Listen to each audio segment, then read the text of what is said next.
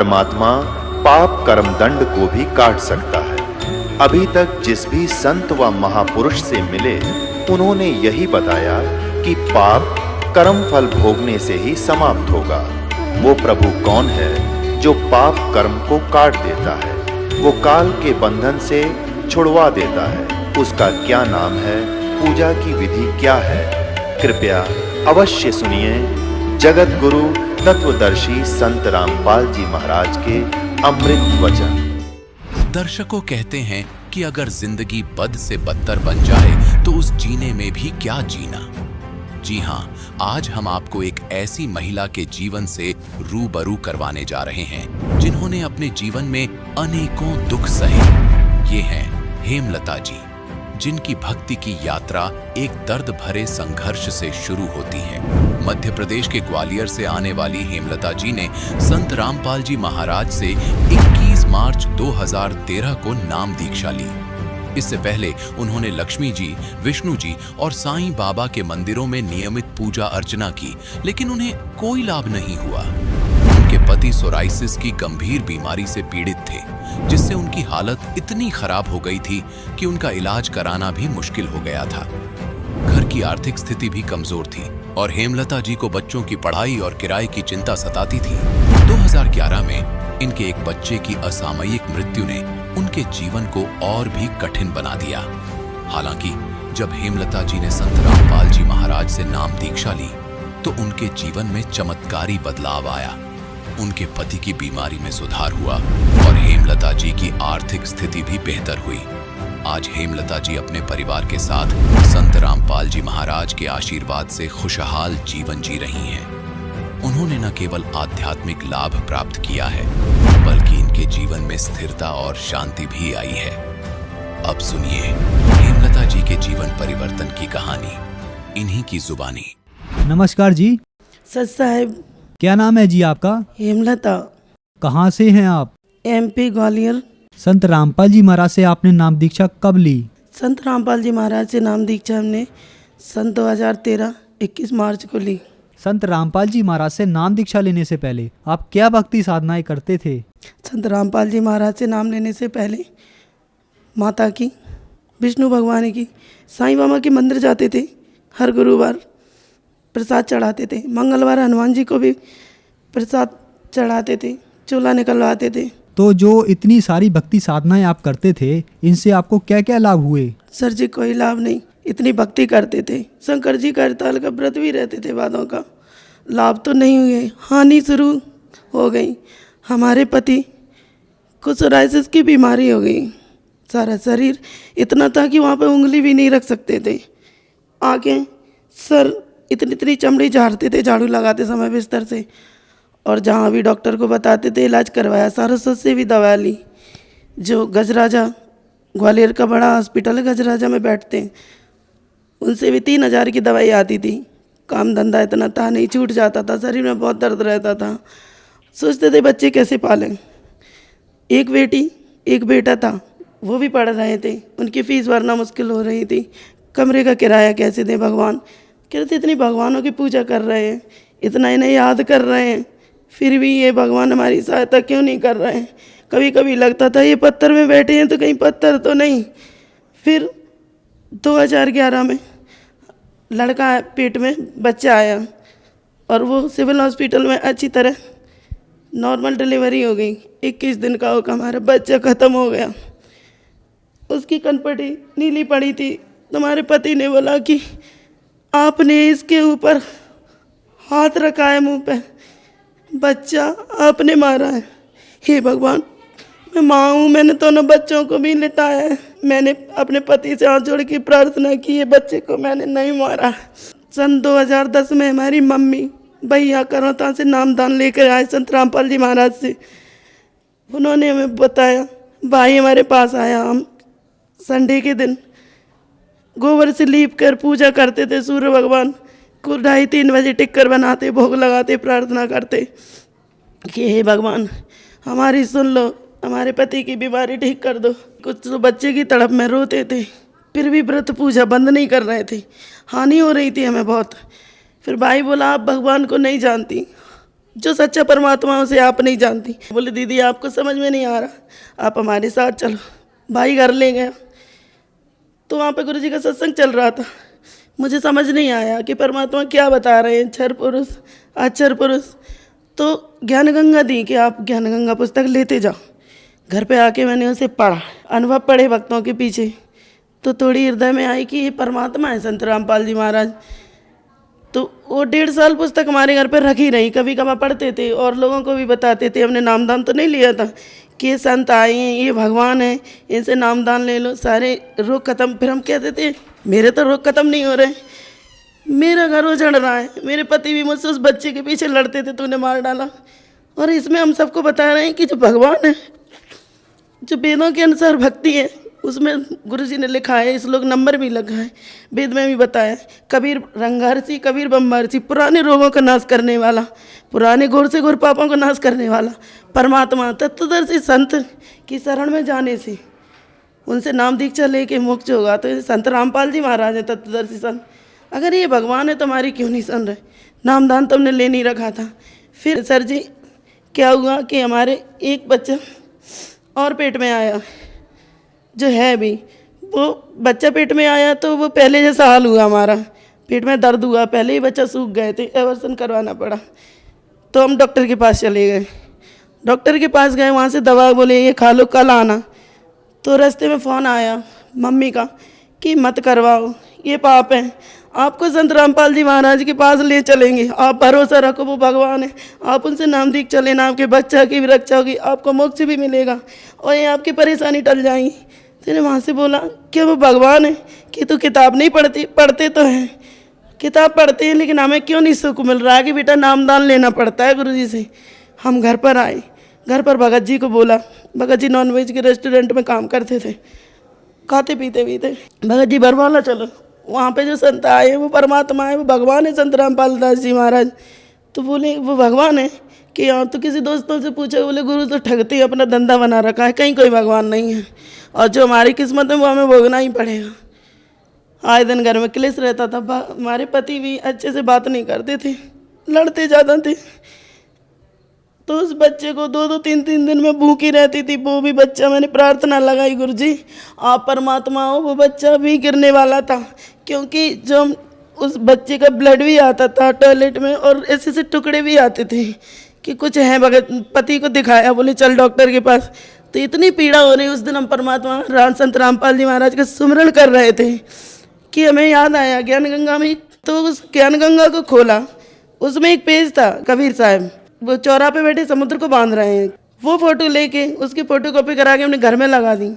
घर में लगा दी तो भूत प्रेतों का जो साया था, जो हमें आवाज़ें आती थी, सो नहीं पाते थे, वो बंद हो गया। और दूसरा ये लॉकेट जो अपने पति के पर्स से निकाला, भैया ने दे दिया था, वो हमने नामदान से पहले पहन लिया। हमारे बच्चे की रक्षा हो गई, दर्द बंद हो गए। डॉक्टर को दिखाया तो बोले ठीक ठाक है। तो माँ से बोला कि मुझे ले चलो।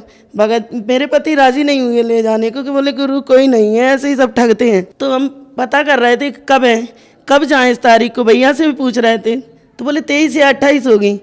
तो रात में सो गई। मेरी बेटी को सपना दिया गुरुजी ने, बेटा 21 तारीख को आना, तुम्हें नाम मिलेगा, पूरे परिवार को मिलेगा, बरवाला आ जाना सतलोक आश्रम में। लड़की उठ के बोल गई मुझे नहीं पता कौन सी तारीख है, 20 को चलो, 21 को गुरुजी नामदान देंगे। फिर आश्रम गए। आश्रम में जब हमने नाम वहाँ पे फॉर्म भरा, बोले आप नामदान ले लो। नहीं मुझे नहाना है। बोले नहीं नहीं आप नामदान ले लो। सीधे जाके नामदान लिया। वहाँ पे संत रामपाल जी महाराज से नामदान लिया। जब लौट कर वापस आए, हमारी भगत जी की दारू छूट गई। जो पुड़िया हमें भी आदत पड़ गई थी पुड़िया खाने की, वो भी छूट गई। पहले ही गुरुजी ने 3 महीना से छुटवा दी थी नामदान लेने से पहले। और फिर बुला लिया मालिक ने तारीख दे के शरण में। और उधर से लौटे तुम्हारे भगत जी नॉनवेज का काम छोड़ दिया, अब घर पे बैठ गए, माना करने लगे दोनों।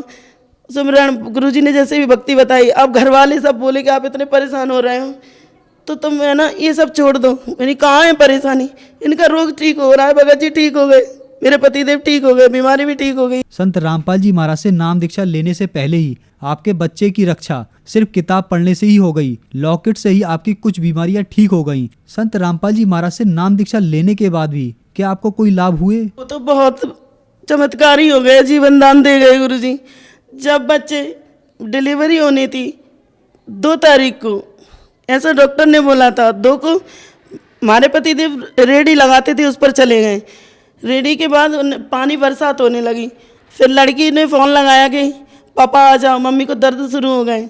तो उस दिन तो नहीं आए, 4 दिन दर्द सहन किया। 4 तारीख को ग्वालियर के सबसे बड़ा हॉस्पिटल है कमला राजा हॉस्पिटल, उसमें ले गए। सिविल हॉस्पिटल से मना कर दिया, प्रशासन से भी मना कर दिया कि इनकी डिलीवरी यहाँ नहीं हो सकती। बहुत अल्ट्रासाउंड जांचे देख के बोली यहाँ पे मुश्किल है, यहाँ पे मशीनें भी नहीं है, शायद इनकी जान को खतरा भी है। तो वहाँ पर ले गए। वहाँ पर ऑपरेशन रात के 12 बजे हुआ। 12 बजे हम भगत जी को सच साहब करके गए कि शायद लौट पाएँ। सच साहब अपने पति को तो बोले ऐसे क्यों बोल रही हो, नहीं बच्चों से और पति से आस्था हटा के उन्होंने संत रामपाल जी महाराज में लगा ली कि शायद हम बच पाएँ। और जब हम उस पर ऑपरेशन की सीट पर लेटा दिए तो ऑपरेशन शुरू हुआ। ऑपरेशन शुरू होने के बाद हमारी दम घुटना शुरू हो गई। ऐसी लगी कि हमारी सांस निकल रही है घबराहट से। जैसे सांस हमारी बाहर दम घुटने लगी, निकलने लगी, कुछ भी नहीं दिखा जाए। तो ऐसा लगा कि पीछे हमारे संत रामपाल जी महाराज खड़े हैं। महसूस हुआ कि सर पे हाथ रख रहे हैं और नाक के द्वारा ऐसी ठंडी सांसें हमारे अंदर गई। तो वहाँ पे बात भी करने लगे, डॉक्टरों से पूछ रहे हैं, जूनियर डॉक्टर थे, नर्स थी, कैसा है हमारा बच्चा? बोले ठीक है। वजन कैसा है, कितना बड़ा है? बोले अच्छा है आपका, आप लेट ही रहो। आराम से डिलीवरी हो गई। 15 दिन के बाद हम बरवाला गए बच्चे को लेके गुरुजी के पास। और उससे पहले जब हमारी डिलीवरी हुई तो 12 घंटे तक बच्चे को दूध नहीं मिला। बगल वालों से मांगा पलंग से कि बच्चे के लिए थोड़ा सा दूध दे दो, बच्चा भूखा है, डॉक्टर चेक करने आए। बोली नहीं हम दूध नहीं देंगे। हमने कहा अगर आप हमसे कोई मांगता तो हम तो सारा दूध बच्चे को दे देते, अपना भी पिला देते। हाथ जोड़ जोड़ के कह रहे कोई थोड़ा सा दूध दे दो, इस बच्चे को पिलाना है। तो बोली नहीं हमारे पास दूध नहीं है। रह गए। हमारे पति दूध लेने बाहर चले गए। बोले कि घर से कहीं किसी के पड़ोस में गाय है वहाँ से लाएंगे। हॉस्पिटल नहीं पहुँचे। मम्मी ने भी मांगा। रात की 12 बजे की बच्चा जन्मा, सुबह के दोपहर को 1 बज गए। अब रोना बंद कर दिया।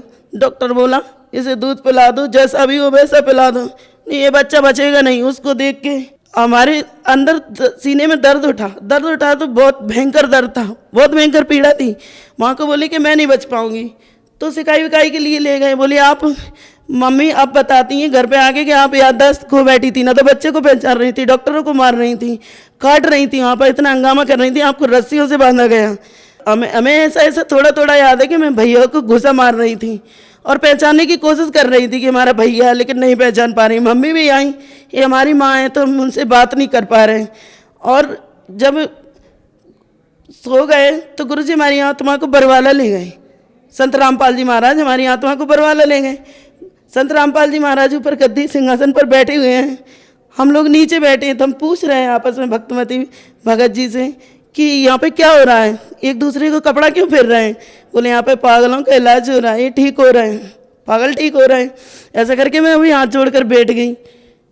और 10 बजे बताते हैं कि आप जब होश में आई तो हमने अपने बेटे को, अपने पति को, माँ को, सबको पहचान लिया।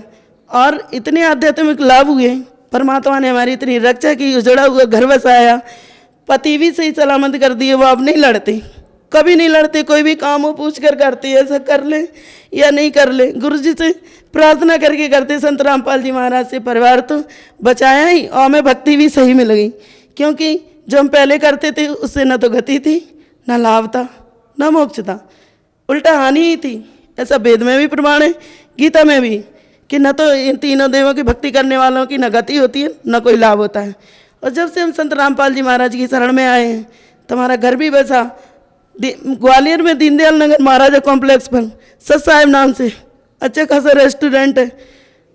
और मालिक अच्छी बरकत भी घर में हो रही है, बच्चे भी अच्छी तरह से पढ़ रहे हैं। और गुरुजी ने 2-3 साल के अंदर मकान भी दिलवा दिया। संत रामपाल जी महाराज से नाम दीक्षा लेने के बाद आपको बहुत सारे लाभ प्राप्त हुए। तो जो दर्शक आज आपको देख रहे हैं उनको आप क्या संदेश देना चाहेंगे? लाभ तो सर जी हमें बहुत प्राप्त हुए और होते ही रहते हैं आध्यात्मिक लाभ। ये बताएं तो बता ही भी नहीं पाएंगे। संसार जगत के भाई बहनों से हम यही हाथ जोड़कर करवत होकर प्रार्थना करना चाहेंगे कि चैनलों पर संत रामपाल जी महाराज का प्रोग्राम आता है तो आप वहाँ जो पट्टी आती है, नीचे नंबर आती है, उसमें तो उन पे फ़ोन करके नामदान केंद्र का पता लगा के आप संत रामपाल जी महाराज से शीघ्र ही जल्दी से जल्दी नाम दीक्षा ले लो, अपने परिवार वालों को भी दिलाओ। आत्म कल्याण होगा, यही भगवान है। संत रामपाल जी महाराज ने हमें बचाने वाला कोई नहीं है। धन्यवाद जी। सत साहेब। अब जगत गुरु तत्वदर्शी संत रामपाल जी महाराज जी के सत्संग के माध्यम से उस अद्वितीय आध्यात्मिक ज्ञान के बारे में जानते हैं जिसके माध्यम से आप भी प्राप्त कर सकते हैं ऐसे आध्यात्मिक, मानसिक और भौतिक सुख जो अभी तक आपने सिर्फ मीराबाई, ध्रुव, प्रहलाद जैसे कुछ ही भक्तों की जीवन कथा में सुने होंगे। अब सुनिए तत्वदर्शी संत के संग शास्त्र अनुकूल भक्ति सत्संग, ऐसा अद्वितीय आध्यात्मिक ज्ञान जिसका है सर्वधर्मों के पवित्र शास्त्रों में प्रमाण। स्थायी रूप में तेजो में शरीर मालिक का, करोड़ सूर्य मरादे करोड़ चंद्रमा से एक रूम की शोभा, सतलोक में अलखलोक में भिन्न शोभा है। परमात्मा एक ही है, रूप अनेक बना रहा वहां पर। फिर वो परमात्मा वहां से गति करके आता, अच्छी आत्माओं को मिलता है जो दृढ़ भक्त होते हैं। उन दृढ़ भक्तों में से कौन कौन है, किन किन को मिले? आदरणीय धर्मदास साहिब जी को मिले, आदरणीय मुल्कदास साहिब जी को मिले, आदरणीय नानक साहिब जी सिख धर्म के प्रवर्तक, आदरणीय नानक देव साहिब जी से मिले, आदरणीय दादू साहिब जी से मिले, आदरणीय गरीबदास साहिब गांव छुड़ानी जिला जज्जर वाले को मिले, आदरणीय गीसा दास साहिब गांव खेखड़ा जिला मेरठ उत्तर प्रदेश वाले को मिले, और अनेकों को मिले हैं। इनका तो मूल प्रमाण हमारे सदग्रंथों में हमारे पास उपलब्ध है। वैसे कोड वर्डों में सांकेतिक बहुत वर्णन और भी मिलता है, जैसे आदरणीय नामदेव जी को भी मालिक मिले थे, क्योंकि हम बच्चे उसी के हैं। वही आकर उसी को दया आती है जो अच्छी आत्मा भक्ति की तरफ अग्रसर है, मिसगाइडेड है, उनको आकर मिलते हैं। कहीं भी आकर कोई भी लीला कर लेते हैं, उनको सतमार्ग बताकर फिर अंतर्ध्यान हो जाते हैं। यथार्थ ज्ञान सुनने के बाद वो प्राणी उल्टा नहीं हटता थे, सारा संसार एक तरफ हो जा। और वो परमात्मा भक्तमती बहन मीराबाई को मालिक मिले। वो दृढ़ भक्तों को मिलते हैं जो पक्के भक्तों, टस से मस ना होते, सारा संसार एक तरफ हो जाए। अपनात्मा हमने सारा इनकम्प्लीट स्पिरिचुअल नॉलेज सुन रखा है, कति अधूरा सधूरा सा जिसका सिर पैर नहीं। तो इसको तत्व ज्ञान कहते हैं, जो सबको सेट करे और परिपूर्ण रूप से कथाओं को भी सही सुनाए। जैसे मीराबाई पिछले जन्म जन्मांतर की पुण्यकर्मी प्राणी थे, और काल उनको ऐसे स्थान पर पैदा कर देता है कि उनकी भक्ति कोई कर्ण ना दे। वो कैसे ठाकुरों के घर जन्म दे दिया, और राजस्थान के ठाकुर उस समय अपने आप को खुदा से नीचे नहीं मानते थे, अपनी बहन बेटियों को पर्दे में रखते थे, एक परंपरा थी उनकी। और स्वयं सब खेतों में या कहीं भी काम करना होता स्वयं करते थे। पशुओं का गोबर भी उठाकर बाहर कुर्डियों पर स्वयं डाला करते थे। अपनी बहन बेटियों को पर्दे में रखा करते, बाहर नहीं जाने देते थे। और कोई जाति थी तो उसको कलंकित माना जाता था, बहिष्कार करते थे, उसका बहुत विरोध करते थे, उसका बुरा हाल कर देते थे, यहां तक कि उसको मार भी देते थे। अब परमात्मा की आत्मा भगवान बन नहीं रह सकती, और पिछले संस्कार उसको टिकने नहीं देते, जिसके परिणाम स्वरूप वो आत्मा परमात्मा के लिए कहीं ना कहीं भटक रही होती है। काल ने जगह जगह एजेंट बैठा रखे अपने। कहीं देखोगे कोई पूजा पाड़निया, कितने कोई पत्रालियां बैठा ला, तेरी भविष्य बता दूं, आजा बैठ जा, धर दे 20 रुपये। फिर ये नकली संत, ये पंथ बना रखे नेरे, ये सारे एजेंट काल ने छोड़ रखे मिसगाइड करने के लिए। एक दयालु दाता हमारा पिता विधाता है, कबीर भगवान वो स्वयं आता है। वो जब ज्ञान देने लगता है तो विरोधी लोग असंख्य होते हैं। वो नकली संतों की जिनकी रोजी रोटियां बंद होने की संभावना हो जाती है, वो जनता को भड़का देते थे, हमें अपने पिता का विरोधी बना देते थे, अपने स्वार्थवश वो नकली, जिस कारण से वो खामियाना अभी तक हम भर रहे हैं, भोग रहे हैं। तो पुण्यात्मा मीराबाई की कसक बहुत ज्यादा थी भगवान में। उसकी माँ भी धार्मिक थी। माता से उसने पता चला, श्री कृष्ण जी की मूर्ति बना करके वो उसके गुणों से परिचित होकर के भगवान श्री कृष्ण को अपना इष्ट रूप में मानकर पूजा करने लगी। अब जब उसका विवाह करने लगे तो उसकी माँ, उसने स्पष्ट कह दिया कि माता अब मैं दूसरी शादी नहीं कर सकती, मैंने तो ब्याह कर लिया भगवान से। तो नहीं माना, समाज का कारण था, जबरदस्ती उसका ब्याह कर दिया। एक बहुत अच्छे नेक व्यक्ति से विवाह, एक बहुत अच्छे नेक व्यक्ति से हुआ। और वो विवाह के 4 वर्ष के बाद उसके पति की मृत्यु होगी, मीराबाई के पति की। लेकिन उसने मीराबाई की प्रार्थना पर इतनी सुविधा दे दी थी कि मंदिर में जाने अलाउड कर दिया था। वो नगरी का राजा था, तो राजा के आगे विरोध कौन कर सकता है। उसके साथ में 2-3 नौकरानियां बहनें चली जाती थी, तो जिससे तो दूसरे ठाकुर लोग भी नहीं बोल सके, भी अकेली नहीं जाती है, 4-5 जाते हैं इसके साथ। और फिर राजा के सामने प्रत्येक व्यक्ति कुछ नहीं बोल सकता। अब वो मंदिर जाती थी, अटूट श्रद्धा थी भगवान में। अब परमात्मा कहते हैं सो छल छिद्र मैं करूं अपने जन के काज, सो छल छिद्र मैं करूं। अब क्या हुआ, दयालु है परमात्मा, सतगुरु आए दया करी, ऐसे दीन दयाल है ये हमारे परमात्मा। सतगुरु आते हैं ऐसे दीन दयाल है, अपनी आत्माओं को अपना रास्ता आप ही बताते हैं। एक दिन परमात्मा कबीर जी के शिष्य हो गए थे, रविदास जी और भी कई शिष्य हो गए थे, लेकिन रविदास जी उनके बहुत निकट रहते थे और वो चमार जाति से थे। आज से 600 वर्ष पहले ये छुआछूत चरम सीमा पर था। और ये जो शेड्यूल कास्ट के जो व्यक्ति होते थे, अनुसूचित जाति यानी चमार हुए, जुलाहे हुए, इनसे अन्य विशेष कर सर्वण जाति बहुत इनको हे समझती थी, इनके निकट नहीं मान जाते थे। तो मीराबाई, जिस रास्ते से मीराबाई जाती थी मंदिर में, उसी रास्ते में बीच में एक गरीब की झोपड़ी थी, आगे उसके साथ ही एक लंबा वैसे वन था, वृक्ष थे, खुला मैदान था। वहां परमात्मा कबीर जी और रविदास जी दोनों संत रूप में वहां सत्संग करने लग गए। अब मीराबाई जा रही थी मंदिर में, और जब देखा जाते समय कि कोई साधु संत आए हैं, लोग इकट्ठे हो रहे हैं, वापस आई 1-2 घंटा मंदिर में अपनी करके पूजा अर्चना, तो वापस देखा तो वहां सत्संग शुरू हो रहा था। मीराबाई और सखियों ने सबने मिलकर सोचा चलो 2 वचन सुनते हैं, भगवान की चर्चा हो रही है। वो बैठ की जाके, परमात्मा तो आए इसीलिए थे, उस अपनी आत्मा को कहते हैं गोता मारूं स्वर्ग में जा बैठूं पाताल, कह कबीर ढूंढता फिर अपने हीरे मोती लाल। जैसे परमात्मा ने सबको ऐसे ही खोजा, तो मीराबाई सत्संग सुनने लगी। परमात्मा ने सत्संग वही किया जो राम और कृष्ण के बारे में वो किया करते थे। गुण तीनों की भक्ति में ये भूल पड़ो संसारे, कह कबीर निज नाम बिना कैसे उतरो पारे।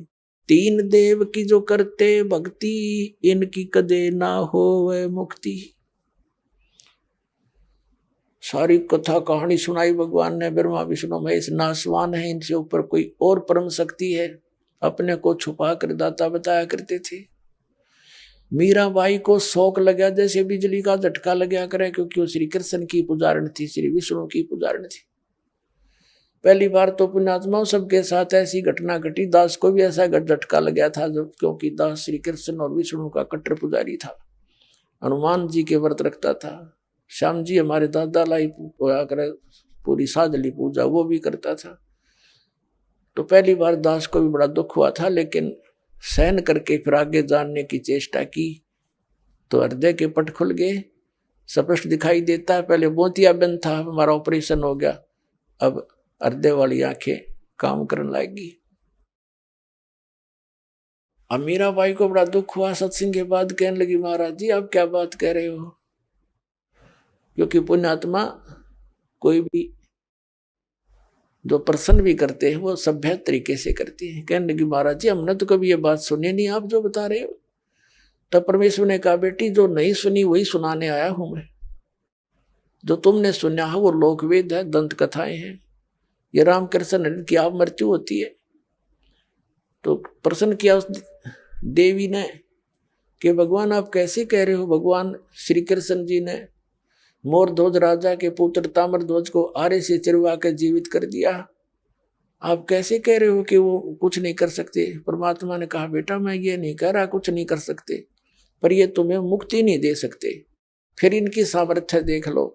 मोरध्वज राजा का लड़का तो श्री कृष्ण ने जाके जीवित कर दिया, क्योंकि उसके सांस शेष थे, उसकी आयु शेष थी, इतना ये कर सकते हैं। ये तो एक जादूगर कर देता है, छोटे मोटे साधु संत कर देते हैं। लेकिन श्री कृष्ण जी जब कहाँ गई थी उनका वो सामर्थ्य, जब उनका सगा भांजा अभिमन्यु महाभारत के युद्ध में चक्रव्यूह में मारा गया था, सुभद्रा का पुत्र जो श्री कृष्ण की बहन थी सुभद्रा, श्री कृष्ण रो रहा था, पांचों पांडव रो रहे थे, उनका कुल नाश हो रहा था, तो क्यों नहीं जीवित किया श्री कृष्ण जी ने अभिमन्यु को। अब सुनोगी। फिर पूछा उसने, जी कारण क्या था। कि बेटी अभिमन्यु का प्रारब्ध इतना था, उसकी आयु शेष नहीं थी, और ताम्रध्वज की आयु शेष थी। उसने जाकर दिखा दिया ड्रामा, तो सेम गिवा एकदम, क्योंकि मालिक के जो ज्ञान है ये सटीक उदाहरण है। वह घर चली गई तो कहने लगी जी, फिर उसने कहा परमात्मा से, फिर दूसरा प्रश्न किया कि मुझे भगवान कृष्ण साक्षात दर्शन देते हैं, मैं उनसे बातें भी करती हूं। परमात्मा ने कहा, बेटी तू अपने कृष्ण जी तो पूछ लिए, ये देवता है, ये झूठ नहीं बोला करते, सच्ची बताओगे तेरे को। अब उसने तो रात में नींद आई नहीं, बहुत कसक होगी, तो उनको जैसा भी वो समय कभी प्रकट हुए, श्री कृष्ण जी से पूछा, भगवान आप तो सतोगुण भगवान हैं, आप तो झूठ बोला ही नहीं करते। मैंने ऐसे ऐसे संतों का सत्संग सुना है, मेरे बात जची नहीं उनकी, क्या आपसे भी कोई ऊपर शक्ति है। तो श्री कृष्ण जी ने कहा, मीरा वो शक्ति है, लेकिन वो हमने भी ना मिली, उसकी ट्राई करने की कोई यूज नहीं, हमने खूब सिर पटक लिया, वो देख उसका कोई अता पता नहीं लगता। अब वो उसको तो बड़ा झटका लगा कि वो संत कहते हैं हम उनको दिखा दें और उसका नाम दें, उसकी प्राप्ति करा दें। श्री कृष्ण जी ने इतना मान लिया कि वो है अवश्य। तो वह रात को नींद नहीं आया उस बेटी को। अगले दिन फिर पहुंच गई सत्संग में, वहीं बैठ गई। फिर सारी 2-3 दिन लगातार मालिक सत्संग करते रहे। फिर क्या हुआ, मीराबाई को प्रेरणा हुई कि भगवान मुझे उपदेश दे दो। परमात्मा ने कहा, बेटा पहला काम है इस भक्ति मार्ग का प्रथम कदम गुरु होना चाहिए, सतगुरु हो, सच्चा ज्ञान वाला हो। तो मीराबाई ने कहा, भगवान दीक्षा दे दो। अब परमात्मा ये देखना चाहते थे, यह ठाकुरों की लड़की, इसमें भगवान की कितनी चाह है। ये परमात्मा को प्रमुख मानती है या समाज को, लोक लाज को। परमात्मा ने पता था कि वो दीक्षा मांगेगी, इतना ज्ञान सुने बाद तो पुण्यात्मा का कलेजा हल जाता है। रविदास जी से कह दिया कि तू मीराबाई को नाम दे दिए, प्रथम मंत्र मैंने तुझे बताया, केवल इस को देना, आगे तेरे को आदेश भी नहीं है। और मैं तेरे पास भेजूंगा जब यह दीक्षा लेना आवेगी, और तू इसकी परीक्षा लेना, तब देना इसको नाम। अब वह लड़की ने प्रार्थना की, परमात्मा ने कहा, बेटी जा उसके पास, वो बैठा महात्मा, वो देंगे तुझे दीक्षा। वो तो गई वहां पर जहां संकेत मिल गया, जाकर बैठ गई, एक महाराज जी नाम दे दो, दीक्षा दे दो। रविदास जी कहने लगा, बेटी बहन मैं हूं चमार जाति का और तू है ठाकरा की बेटी। गुरु से नाम लेने के बाद जब तूने लोग जाके यूं कहेंगे तूने किससे नाम ले लिया है, चमार पर नाम ले लिया, इज्जत का नाश हो गया। और जब तेरे मन में दोष आ गया, भक्ति खत्म हो जाएगी तेरी, और लोग तेरी बेइज्जती बहुत करेंगे बेटी, तो कोई और देख ले अपना गुरु। तो मीराबाई ने कहा कि महाराज जी मैं आपकी बेटी, आप मेरे पिता, बाढ़ में जाए संसार, मैंने नाम दे दो, मैं पीछा छुटवाना चाहती हूँ। तो रविदास जी ने दीक्षा दे दी। अपने आत्मा भक्तों के लक्षण ये होते हैं, वो लोक लाज नहीं करते। परमात्मा की वाणी में भी गरीबदास साहिब बताते हैं, लोक लाज ना कीजिए निर्भय हो रहिए, और यो मन चावे राम को तो दासा तन करिए। कहते हैं लोक लाज ना कीजिए निर्भय हो रहिए, जय मन चावे राम को दासा तन करिए। स्वान स्वरूप संसार है कुछ कर सी नाही, शीस महल को देख करिए भौंक भौंक मर जाही। सत्संगी संग ना तजय चितराम बसाही। नित्यानंद जी महाराज संत हुए हैं, उन्होंने कहा है कि लोक लाज मर्याद जगत की तरण जो तोड़ बगावे। ये लोक लाज मर्याद जगत की नोगे तरण की तरह डिकड़े की तरह तोड़ के फेंक दे, जब तब कोई राम भगत गत पावे। तो साधु संतां के पिछले उदाहरण देख लो, उन्होंने लोक मर्यादा कति नहीं करी। जैसे आदरणीय नानक साहिब जी हिंदू धर्म में थे, अरोड़ा खत्री इनके घर जन्म था इनका, और रामकृष्ण के पुजारी थे। परमात्मा मिले तो पूरा उसी दिन त्याग दिया था, परमात्मा के दर्शन करके आते ही सब छोड़ दिया, और पूरा विरोध हुआ था उसका हिंदू समाज में। होने दे, कति परवाह नहीं करी। ये दृढ़ भक्त होते हैं जिनको भगवान आकर मिलते हैं।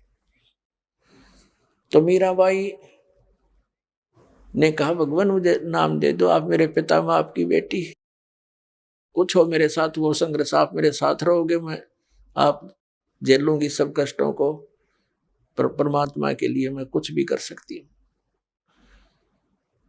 अब प्रथम मंत्र दे दिया रविदास जी ने, और फिर जैसे महीने में 20 दिन में फिर आने लगे सत्संग करने। तो सत्संग उस दिन तो भगत पर पक्के आते हैं।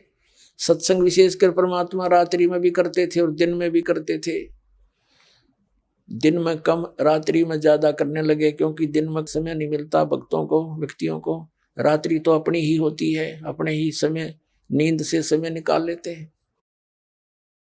अब पहले तो वो दिन में मंदिर में जाती थी, अब रात्रि ने सत्संग में जाने लगी, दोनों टाइम, दिन में भी रात में भी। अब पहले तो उसका पति था, उसको साथ देता था, कोई बोलने वाला नहीं था। अब उसकी मृत्यु के बाद उसका देवर बन गया वहां का, उस नगरी का राजा। उसने मीराबाई को बहुत समझाया कि तू अब मत जाया कर, पहले तो तेरा पति था, अब लोग पता नहीं क्या क्या बात बनाते हैं, हमारी इज्जत का नाश कर देगी तू। उसने कोई परवाह नहीं करी थी, मंदिर में जाती रही। और फिर लागी और रात ने सत्संग में जान। इस बात का उसके देवर ने घना मलाल हो गया, घना दुख मान लिया कि इसको तो मार दे तो अच्छा है, और इसने तो इज्जत का नाश कर दिया। तो क्या किया उसने, क्या किया, एक दिन अपने पुत्र का जन्मदिन रख दिया। रिश्तेदार आए हुए थे, और एक किसी सपेरे से कहा कि ऐसा विषधर ला दे, ऐसा विषयर ला दे सर्प के डंक मारते मर जाए आदमी। उसने वैसा ही ला दिया, राजा का हुक्म था। और एक डिब्बे में बंद करके ऊपर लिख दिया 9 लखा हार। राजा ने एक बांदी से कहा, नौकरानी से, जाओ मीरा को दे दे, ये हार गले में पैर लेगी, सुंदर कपड़े पहन लेगी, रिश्तेदार आवेंगे। और ऐसे, क्योंकि वो तो ऐसी रहती थी बेचारी, उसने तो ना उड़ने पैरने की कोई परवाह नहीं रही थी, भगवान में कसक गनी लगी थी। तो उसने कहा कि ठीक से कपड़े पहन लेना, मेरी बेइज्जती ना करवाना, रिश्तेदार ने कहेंगे भाई रहा नहीं उसकी पत्नी को कैसे रखता है, और ये हार पहन लेगी। उसने सोचा था न्यू कि सर्प डस कर मर जाएगी, सर्प देगा डस, सारे रिश्तेदार होंगे, सब गवाह हो जाएंगे, एक सांप लड़ गया, भाई हम भी वहीं थे, इसलिए मृत्यु होगी उसकी। इसने चाल तैया चाली थी। अब वो नौकरानी ने जाकर दे दिया कि ले मीरा भाई, राजा ने बताया है इसमें एक हार है बहुत कीमती, इसको पहन लेना, और सुंदर कपड़े पहन ले, आज उनका लड़के का जन्मदिन है, दूर दूर के रिश्तेदार आए हुए। मीरा भाई बोली रख दे बेबे, पहन लूंगी। नानू का हाइबा पहन ले, मैं पहन लूंगी, तू जा। वह चली गई। अब उसने खोला कि ना पैरूंगी तो यूं दुखी करेगा, इन बातों में तो कोई खास आंट भी नहीं मेरा भक्ति की, मेरे लिए तो माटी है, यू हार है, जो कुछ भी है, लेकिन यू बकवादी आदमी दुखी करेगा। तो उसने अपना धोए दाए कपड़े पहन के वो हार गले में पहन के बैठ गई कि जब वहां जाएंगे इकट्ठे में चली जाऊंगी, जहां इकट्ठा होना है पार्टी में। अब 5-7 मिनट के बाद वो आया,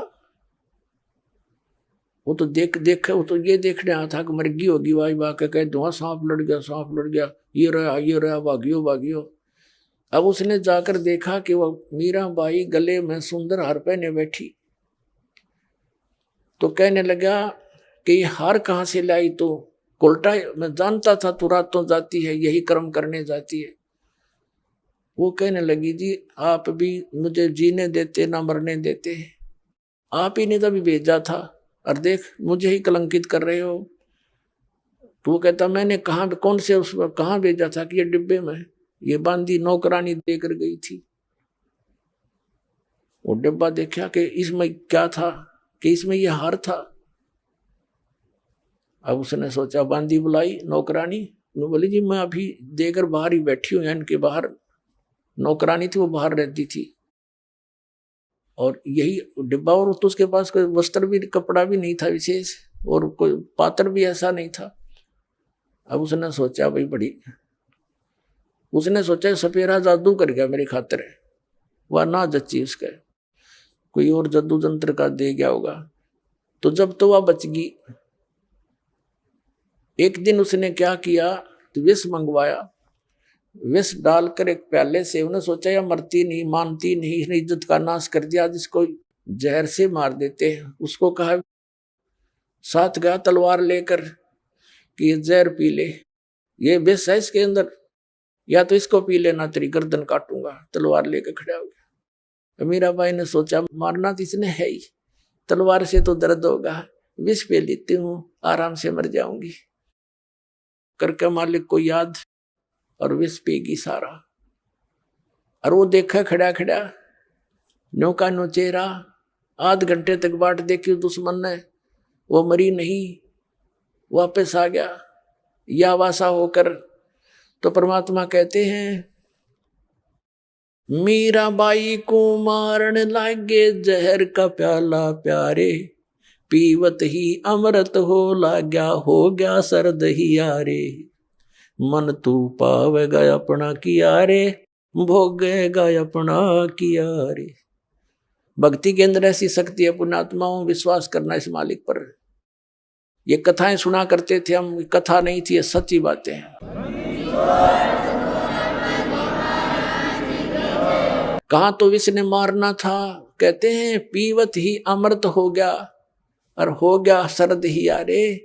कहा तो विष ने बेचैनी पैदा करनी थी और कहते हैं ठंडक सी होगी उस बेटी की अंतःकरण में। अब उसने सोचा भाई ना तो या मारे तो मरती उसके देवर ने, अब इसका के इलाज करो, इसने तो हमारा बट्ठा बैठा दिया इज्जत का। उसने उसकी माँ बुला ली, मीराबाई की उससे कहा कि मौसी तो समझा दे इसने, और माँ की बात बेटी मान लिया करती है। तो माँ ने बहुत समझाया, बेटी देख इधर उधर जाती है, हमारी तकरार होती है, तो अपनी भक्ति यहाँ कर ले। और वहाँ 100 प्रकार से उसने जैसे तैसे माँ बेटी को समझाती है, अपने सारे जंतर मंत्र कर दिए पर वह ना मानी। फिर यहाँ तक कहा कि बेटी हम ठाकुर, और वो चमार जिस तू नाम ले आई, इसमें भी हमारी बेइज्जती का मामला है बेटा, तू मत जाकर वहां। तो माता और बेटी का फिर क्या एक कवि के द्वारा बना गया शब्द सुनाते हैं। सत्संग में जाना मीरा छोड़ दे, सत्संग में जाना मीरा, आए मारी लोग करें तकरार, सत्संग में जाना मीरा छोड़ दे।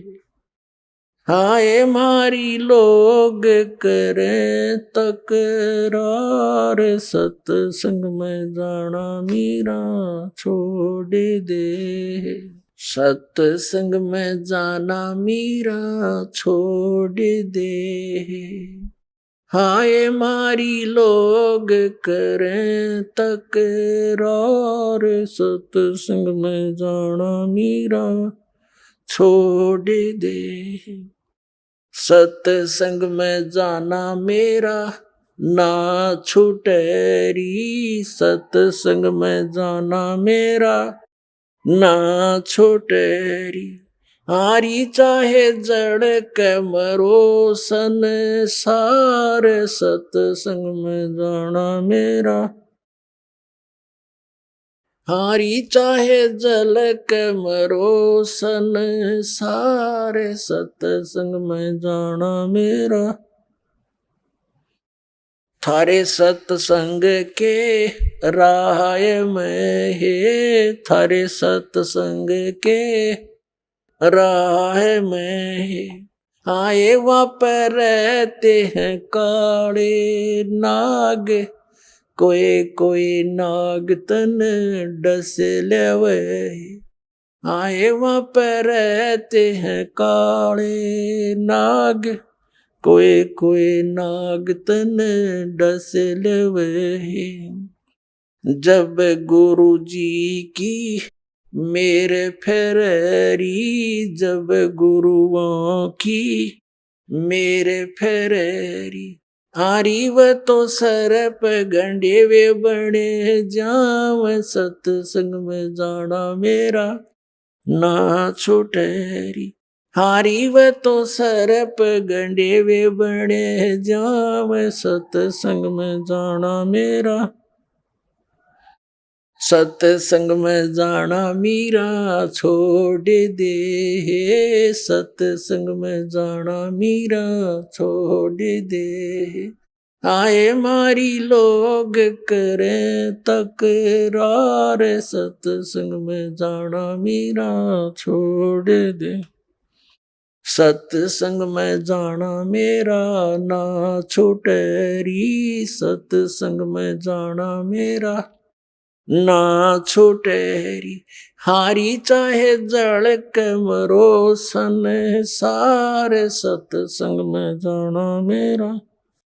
थारे सत्संग के राह में है। वह माता डराना चाहती है बेटी को, तुम्हारे सत्संग के राह में आए वहाँ पर रहते हैं बब्बर शेर, कोई कोई शेर तन खा लेवे, कोई कोई शेर तन खा लेवे। जब गुरु जी की मेहर होवेरी, जब सतगुरु जी की मेरे होवेरी।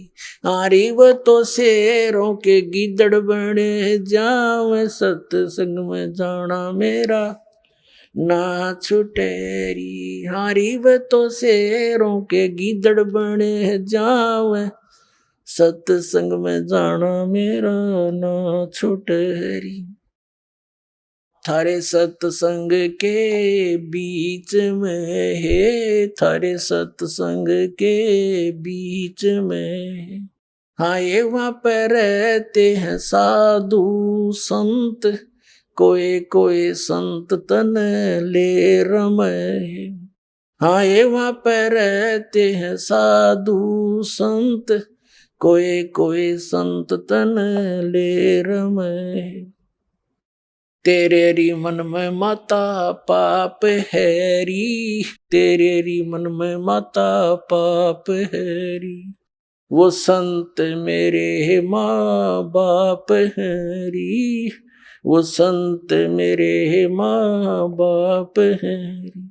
हारी व तो कर देंगे बेड़ा पार, सत्संग में जाना मेरा ना छुटेरी। हारी वे तो कर देंगे बेड़ा पार, सत्संग में जाना मेरा ना छुटेरी। सत्संग में जाना मीरा छोड़ दे, सत्संग में जाना मीरा छोड़ दे। हाय मारी लोग करें तकरार, सत्संग में जाना मीरा छोड़ दे। सत्संग में जाना मेरा ना छोटेरी, सत्संग में जाना मेरा ना छोटेरी। हारी चाहे जड़ के मरो संसारे, सत्संग में जाना मेरा ना छूटेरी। वो तो जाते चमार है, वो तो जाते चमार है, इसमें हमारी आर है, इसमें हमारी आर है। तेरे री लिख माता चमार हैरी, तेरे लिख माता चमार हैरी। मेरा सिरजन और हैरी, मेरा सिरजन और हैरी।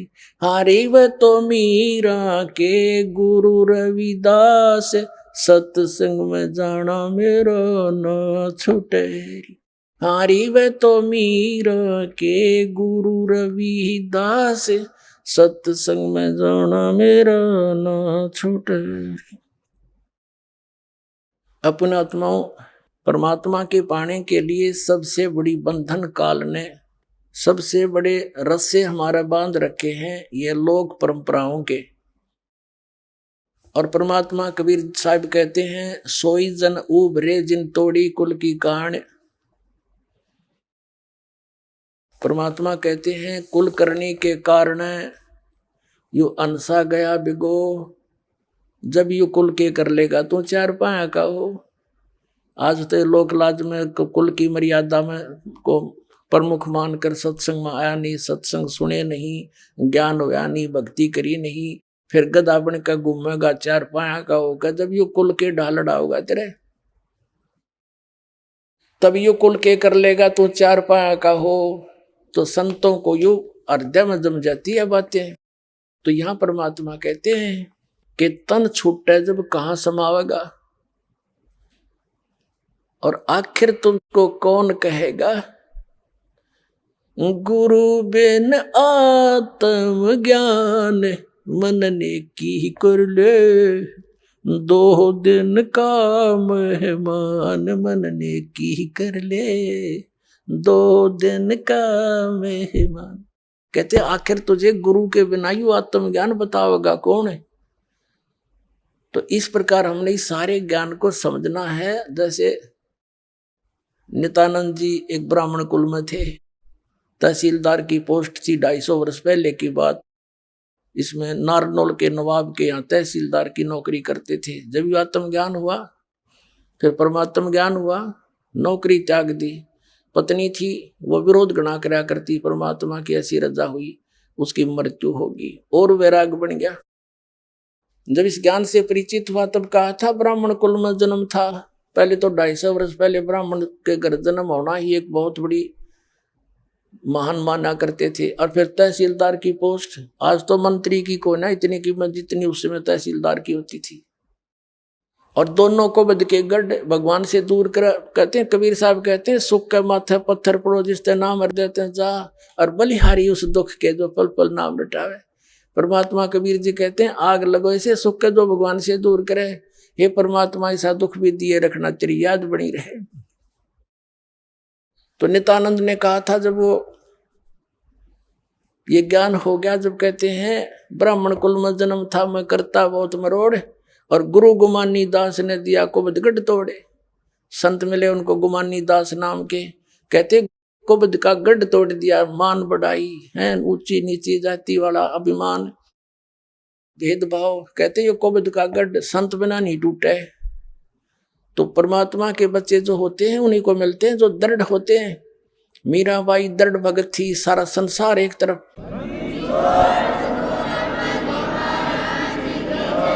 अपने आत्माओं मीराबाई ने देखा है रोज बकवाद करता है ये, कभी मारने की चेष्टा करता, घर त्याग कर चली गई, वृंदावन में रहने लगी।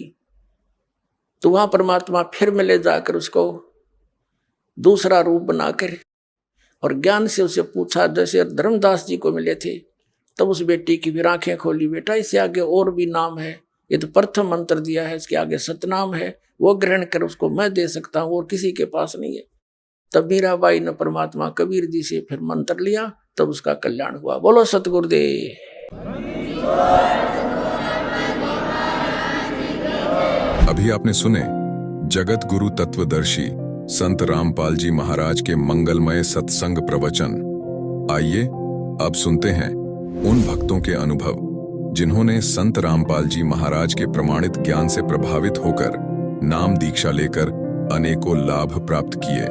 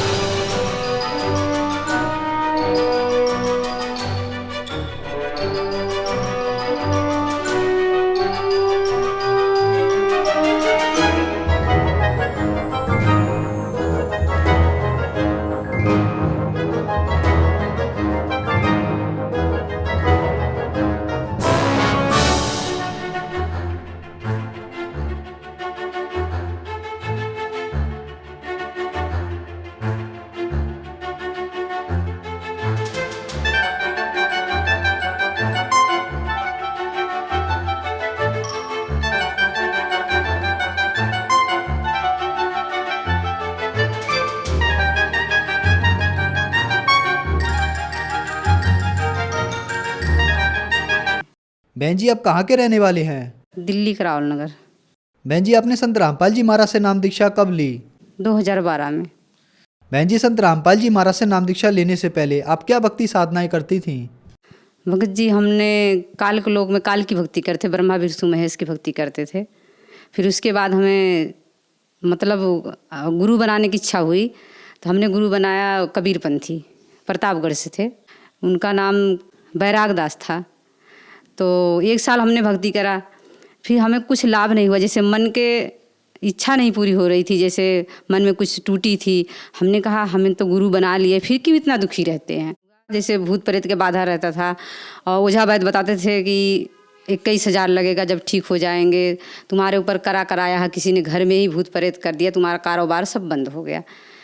फिर हम लोग क्या करते थे, इधर उधर जाकर संतुष्टि नहीं मिलती थी। फिर कबीरपंथी में भी जुड़ गए, नाम भी ले लिया हमने बैराग दास से, उससे भी लाभ नहीं हुआ। तो फिर इन सब परेशानियों के बीच आपको संत रामपाल जी महाराज के बारे में जानकारी कहाँ से हुई? मतलब हमारे पति देव गए थे वहाँ लाल बाग इन्वर्टर लगाने, तो वहाँ गुरु गोविंद के फ़ोटो लगा हुआ था। तो उन्होंने बोला कि ये हाँ कबीरपंथी आप भी हो? बोले हाँ जी। तो बोले हम भी कबीरपंथी हैं। तो बोले कि कबीरपंथी हो कहाँ से? तो इन्होंने बताया हमने प्रतापगढ़ से नामदान लिया है। तो बोले कि हमारे पास एक ज्ञान गंगा है, आप ज्ञान गंगा पढ़ो, उसमें बहुत सारा ज्ञान है, जैसे गीता वेद पुराण शास्त्र से अनुसार भक्ति बताते हैं हमारे गुरुजी। ये भक्ति करोगे तो अपने गुरुजी को भूल जाओगे। तो बोले कि ऐसी क्या बात है ज्ञान गंगा में? तब उन्होंने दिया ज्ञान गंगा। हमारे पतिदेव ले आए ज्ञान गंगा पुस्तक, 1 साल हम लोग पढ़ते रहे। फिर पढ़ के हमें उसमें फ़ोन नंबर लिखा हुआ था। फिर हम लोग सतलोक आश्रम बरवाला पहुँच गए, वहाँ से हम लोग संत रामपाल जी से नामदान लिया। बहन जी हमने सुना है कि जो भी श्रद्धालु संत रामपाल जी महाराज से नाम दीक्षा लेते हैं उनको कोई ना कोई लाभ अवश्य प्राप्त होते हैं, चाहे वो आध्यात्मिक हो, भौतिक हो, शारीरिक हो या मानसिक हो। तो क्या संत रामपाल जी महाराज से नाम दीक्षा लेने के बाद आपको भी कोई लाभ प्राप्त हुए? हाँ जी, बहुत लाभ प्राप्त हुआ। भगत जी से भूत प्रेत के बाधा था, सबने चढ़ाने बोला था 21,000 2100 और बकरे चढ़ाओ, पूरी हलवा चढ़ाओ मसानी के, ठीक हो जाएगा। फिर भी ठीक नहीं हुआ प्रेत बाधा। तो फिर हमने जब संत रामपाल जी के शरण में गए, नाम दीक्षा लिए, हम लोग नाम लेके आ रहे थे। जैसे हमारी बड़ी लड़की थी, उसे काल अटैक करा, उसके जैसे दौड़ा की बीमारी थी, ट्रेन में आते ही समय यहाँ सकुर बस्ती में जैसे उसे आया भूत प्रेत के बाद, हाँ उसने एकदम हाथ पैर अकड़ गया। फिर हम लोग अमृत जल लिए थे, गुरु जी के आश्रम से ले आए थे, संत रामपाल जी के आश्रम से लाए थे। फिर उसके पिलाए, तुरंत उसे होश आ गया। संत रामपाल जी की दया से हमारी लड़की जो थी उसे मिर्गी दौड़ा आता था, वो ठीक हो गई। और लड़का हमारा 18-19 साल के घर से नाराज होकर भाग गया 12 बजे रात के। फिर उसे संत रामपाल जी मिले तो बोले कि बेटा तू ऐसा इतनी रात के तू कहाँ से यहाँ घूम रहा? तो बोला कि मैं घर से नाराज होके आ गया। बोले कि घर से कोई नाराज होके आता माता पिता से? अच्छा घर चला जा। तो बोला कि मैं घर नहीं जाऊँगा। बोले घर चला जा, ये ट्रक जा रहा है, ट्रक पे बैठा दिए उसे, कह रहे हैं इसे वहाँ भजनपुरा छोड़ देना इस लड़के के। तो ट्रक वाला लाया, भजनपुरा छोड़ के गया। फिर 2 बजे रात घर आया। तो हमने बोला तू तो घर से नाराज होके गया था, कैसे आ गया? बोला कि एक लंबा चौड़ा आदमी मिला वहाँ, बोला कि तू यहाँ क्या कर रहा रात को? तो बोला कि मैं घर से नाराज होके आया। तो बोले कि घर से ऐसे कोई नाराज होके आता है? तो जैसे लग रहा था, वो बताया कि मुझे जैसे संत रामपाल जी महाराज एकदम बिल्कुल लंबा चौड़ा गुरु जी की तरह थे। फिर ट्रक पे बैठाया मुझे, बोले घर चला जाओ, आज के बाद नाराज होकर नहीं आते घर से माँ बाप से, जा घर पे जा। फिर आया घर पे, और जैसे हम लोग जब नाम लेके आए संत रामपाल जी से, तो जाप कर रही थी दोपहर में। तो ऐसे ही बैठे बैठे जाप करते करते मेरी आँख लग गई। तो हम दूत आए, मुझे उठा के ले गए। फिर वहाँ गई, लाइन में लगी थी, सब लाइन में लगे पड़े थे, जैसे बूढ़े जवान बच्चे छोटे छोटे सब रो रहे थे, बिलक रहे थे। उसी लाइन में मुझे भी लगा दिए। तो बोले चल लाइन में लग जा तू भी। तो मैंने कहा कि मैं लाइन में क्यों लगूँ, मैं तो गुरु बना ली हूँ, कबीर साहब की बेटी हूँ। तो बोले कि कबीर साहब की बेटी है, तेरे गुरु कौन से हैं? मैंने कहा मेरे गुरु जी संत रामपाल जी महाराज हैं, बरवाला में रहते हैं वो। तो बोले कि झूठ बोल रही, मंत्र बता। फिर मैंने कहा मंत्र तो मुझे याद नहीं है, जैसे हमारे गुरुजी कार्ड देते हैं, उस कार्ड पे मंत्र लिखा रहता है, वो हम जाप करते हैं। बोला झूठ बोलती है। फिर बोला देख मेरा भैंसा मंत्र बोलेगा अभी। वो भैंसा बोलने लगा, पहला मंत्र बोला। फिर मुझे याद आया, हाँ यही हमारे गुरुजी ने मंत्र देते हैं, जैसे संत रामपाल जी महाराज। तो बोला ठीक है, इसे छोड़ दो, नहीं तो हम लोग भी मारे जाएंगे। फिर वहाँ से मुझे छोड़ दिए, गड़गड़ गड़गड़ एकदम गोल गोल घूमते घूमते नीचे आई। मेरी आँख खुली, मैंने कहा हे बंदी छोड़, मैं कहाँ पहुँच गई थी। फिर मेरी आँख खुली, मैंने कहा हे भगवान, मैं तो आज मर गई थी, मुझे तो परमात्मा गुरु जी जीवन दान दिए संत रामपाल जी महाराज। एक लाभ और है मेरे पास, बता रही हूँ परमात्मा की दया से। जैसे हमारे पति जी जा रहे थे, एक्सीडेंट हुआ, नाले में गिर गए थे। तो पिछली भक्ति करते थे ब्रह्मा विष्णु महेश के, दुर्गा के, तो उनको वही चेतना याद थी। उन्होंने बोला हे शेरा वाली मुझे बचा लो, चेतन होश में नाम लिए। फिर उनको होश नहीं आया, फिर वैसे के वैसे ही पड़े रह गए नाले के अंदर। फिर उन्हें अचानक ही याद आया, उनको जैसे गिरे पड़े थे कि हम तो गुरु बना लिए संत रामपाल जी महाराज के। फिर उनको अचानक ही याद आ गया परमात्मा के। फिर उन्होंने परमात्मा का नाम लिया, जैसे संत रामपाल जी महाराज हमारे, तो उनको याद करे। फिर तुरंत उठ के बैठ गए। तो वहाँ से गाड़ी चला के घर तक आए 11 बजे रात को। संत रामपाल जी की वजह से आज उन्हें जीवन दान मिला। बहन जी, संत रामपाल जी महाराज से नाम दीक्षा लेने के बाद आपकी लड़की की मिर्गी की बीमारी ठीक हुई और संत रामपाल जी महाराज ने आपको और आपके पति को जीवन दान दिया। इसके अलावा संत रामपाल जी महाराज से नाम दीक्षा लेने के बाद आपको बहुत सारे लाभ प्राप्त हुए। तो जो श्रद्धालु आज आपको देख रहे हैं, आप उनको क्या संदेश देना चाहेंगी?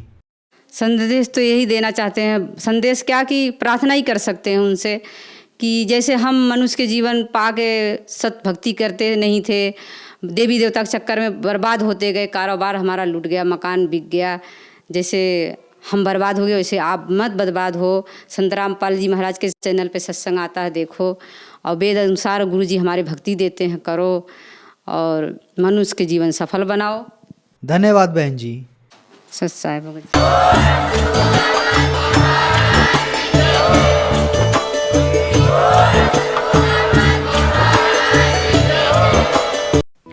आप सुन रहे थे जगत गुरु तत्वदर्शी संत रामपाल जी महाराज के मंगल प्रवचन। अधिक जानकारी के लिए संपर्क करें।